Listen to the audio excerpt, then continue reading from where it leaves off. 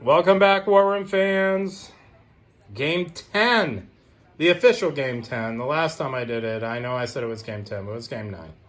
Game 10 of the Global War. Bryce, do you think we've learned any lessons over the previous 9 games? Or are we just doomed to think we know what's going on, adjust, and then realize that's a stupid adjustment, and then we're doomed again? I don't know. I was thinking about that driving over. Right now we have a 4 or 5 game ally winning streak. Right now, after 9 globals, it's 6-3 Allied advantage. So I'm gonna take the Axis and see what I can do. Okay, so Bryce is jumping in, threw his hat in on the Axis side. So I know we've done a lot of strategy sessions. We've done just our post-game reviews. But I'd like to think Game 10, we're going to see some more advanced tactics and strategies. Yeah. At least that's what I hope. So, Bryce, we're going to play with Bryce and I did discuss that Japan will have victory conditions similar to G40.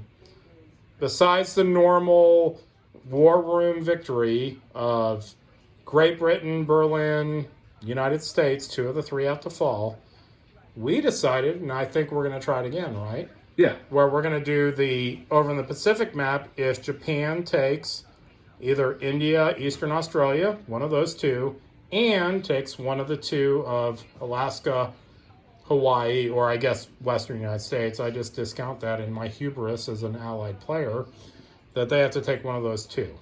And so if the Japanese actually over here do the Pacific War scenario victory conditions, the Axis win the global game. So this is our standard. Everybody's seen it before. We got all our troops and men's laid out. So we are set to kick off Game 10 Global Warfare. And let's see how this one breaks down. See you guys middle of turn. Hey guys, we're back.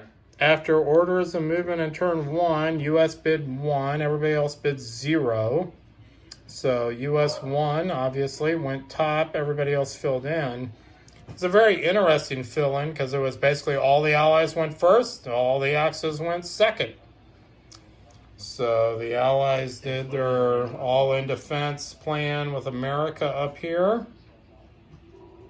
Everything else stood status quo. The Russians came down to help A6. But the Italians came out into M1 with the 115th, so a serious invasion stack. And the British have declined combat there and went out to M2 to convoy.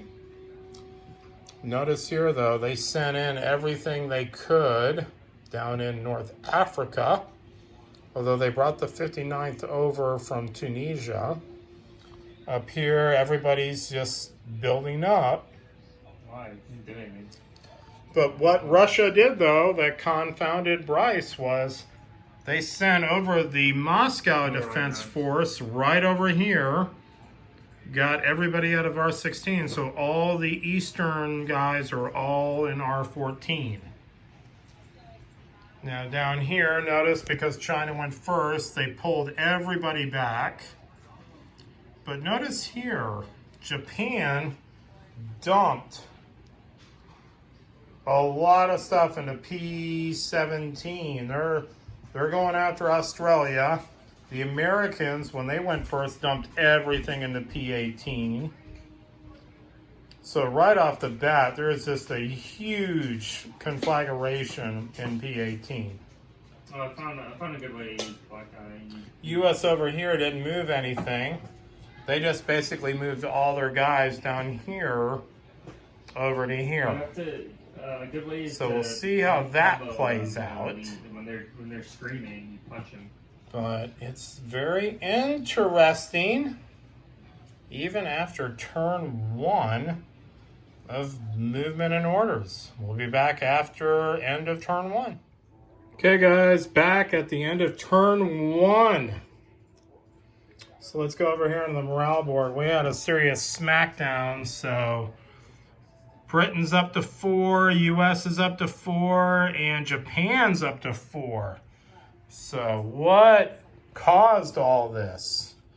Let's just scan over. So you see the United States building a battleship, a couple land units in Eastern.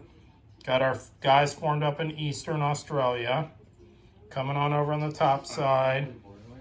Notice that Britain's building a carrier and a sub in the UK.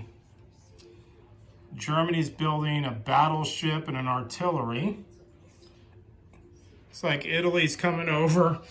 The British brought down the 11th. So they got 5 fighters and a bomber sitting in Gibraltar right now.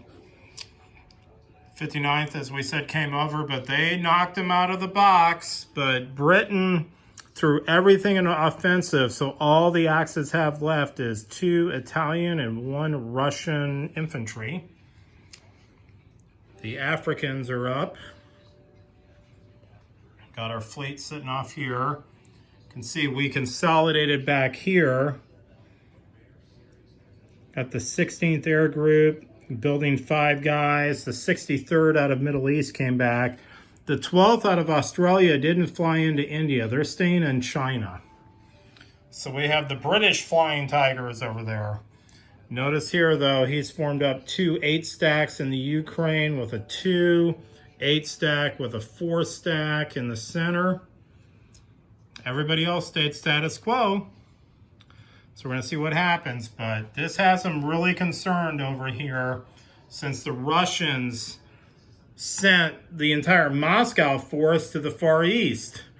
And notice, because of his tack plan, he's got nothing really defending against 2 8-stacks of China. Got some reinforcements in. Down here, though, what has he got in there coming in? He's got a 4. He's got a 7. He's got 9 guys and 2 stacks threatening Australia. He blew up the Americans in P-18 and the British. So the Americans lost their entire Air Force, all their land forces, and their entire Navy in P-18. It's Coral Sea mega disaster that happened. So the rest of the Americans are still sitting here stunned at the development. But notice America's building a carrier and a cruiser on the West Coast. So this is where we stand at the end of turn 1. Japan building a bunch of land units up here with a carrier and a sub. They're not building anybody in China. Interesting. Okay, guys, we'll be back. Last thing about the production. Notice the Germans are building right on the front lines. And Russia is building a bunch of tanks in Moscow and a ton of infantry on the backside. So that's where we stand at the end of turn 1. Okay, guys, here at the middle of turn 2. So Russia bid 5, Germany bid 2, United States bid 1. So Russia won, went to the top, Germany went bottom, US went bottom, and it filled in. So here's what we're looking like. So the US is coming on over to A7. Once again, the fleets are not moving, although the US is sending in all their air power into the Baltic. Germany retreated a lot of their planes back to the heartland. But we can see the British 11th is coming in with 1 Strat into Italy.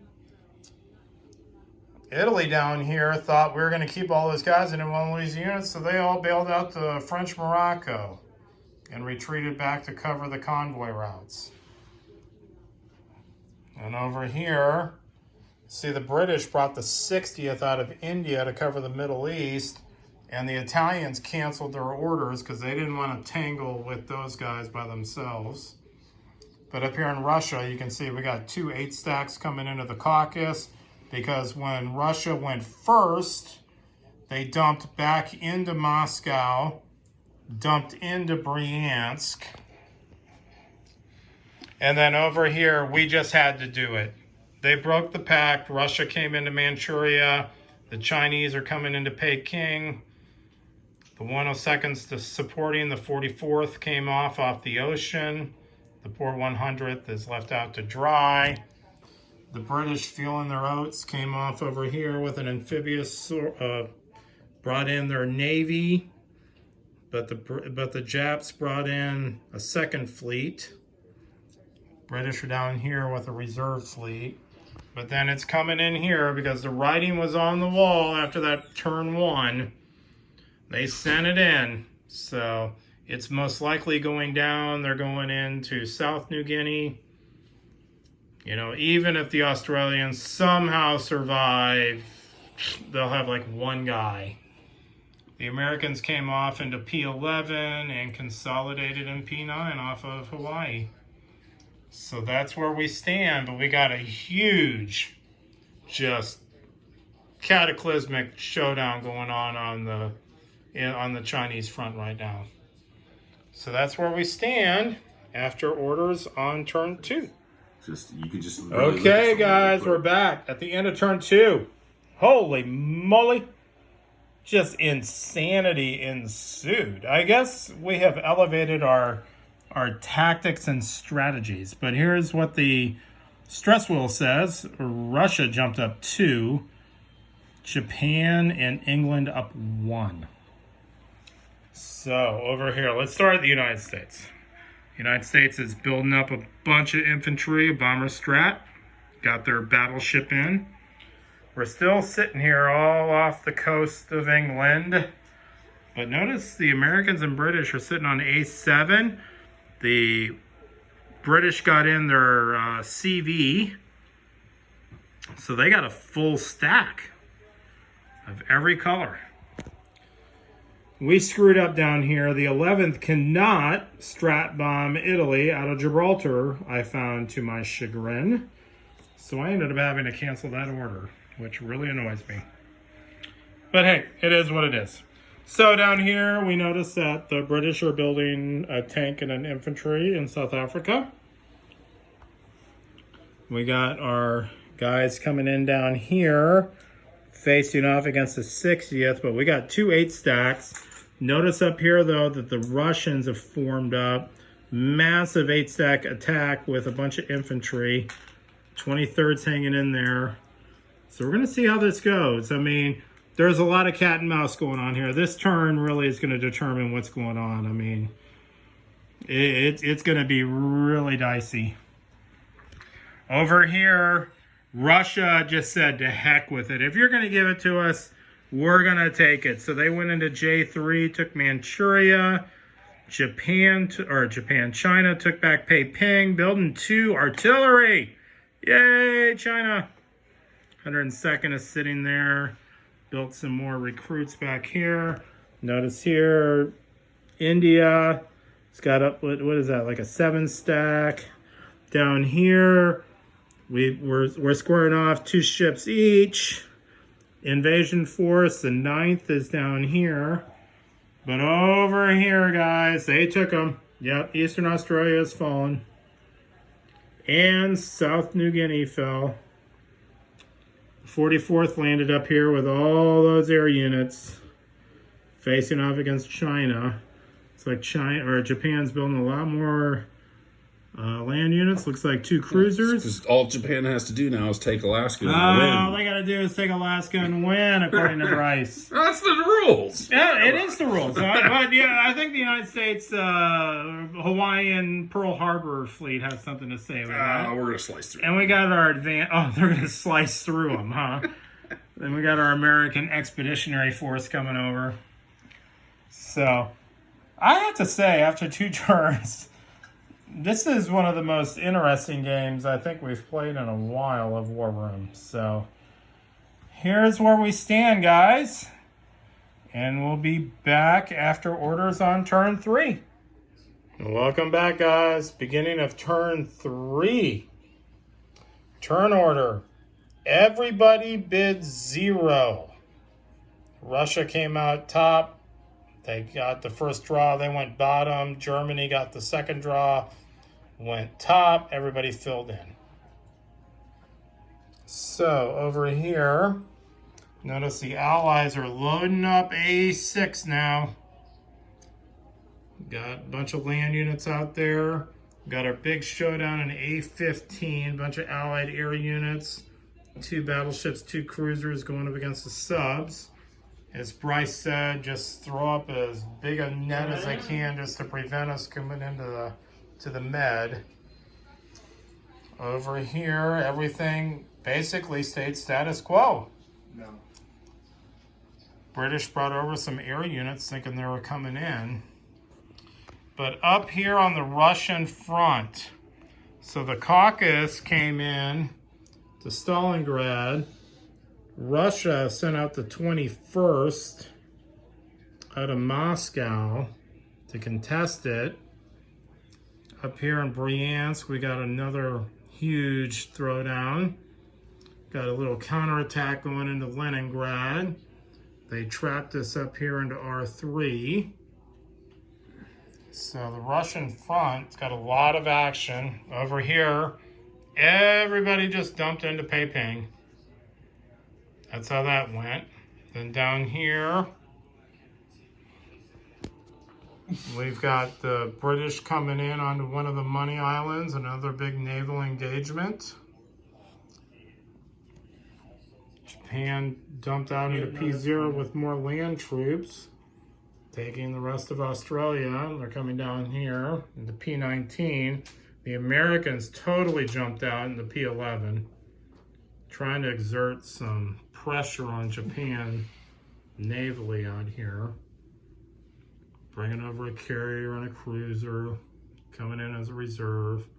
So that's where we stand after orders in turn 3. But this is obviously the big, showdown, as we got 1, 2, 3, 4 contested territories going at it. See what happens. End of turn 3. Okay, guys, here we are after turn 3. So we can see Russia went up, supply lines disrupted, and Britain went up to dysfunctional infrastructure. So let's see what's going on over here. So the Americans got another big 8-stack loaded up with some planes. They're building up some more reserves here. Another Stratton fighter in Central. A couple land and naval. Over here, the Allies came out, and 1 sub survived. Got that big air stack in Gibraltar.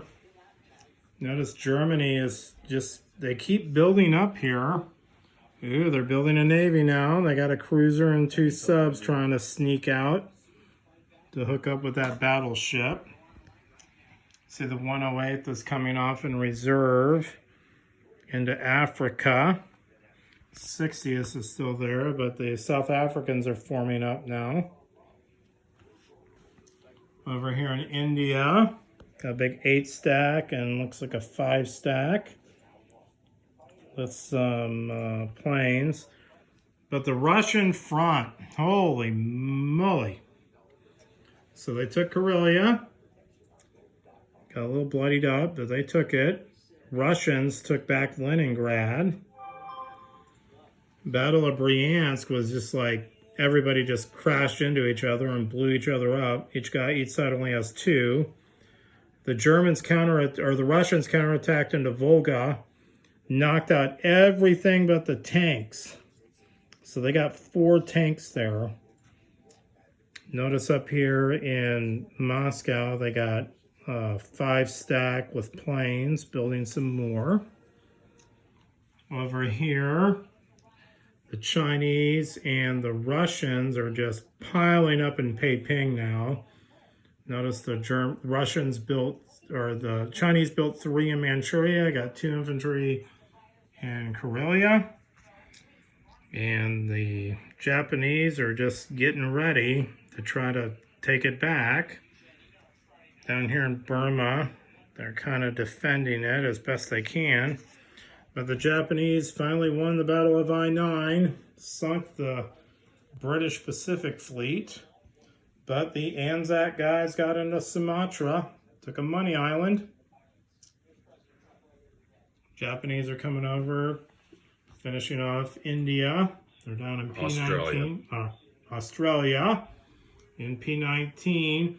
Americans are totally consolidated up there in P11 now. Got their Air Force up there on Wake. Bringing in their reserve naval units.